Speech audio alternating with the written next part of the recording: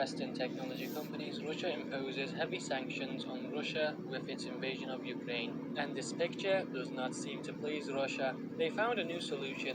From now on, by order of Putin, Russia will have pulled the plug on the internet as of March 11. After Russia declared war on Ukraine, it was subjected to technology sanctions from many countries.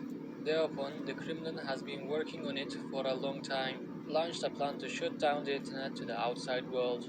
The Ministry of Digital Development, Communication and Mass Media took action. Russian websites were called, sites were asked to move their servers to Russia. They were requested to switch to domain names with the RU extension, which is Domain of Russia. A fateful deadline was given to March 11. With this move, Russia aims to take the internet under its own control without being dependent on the outside.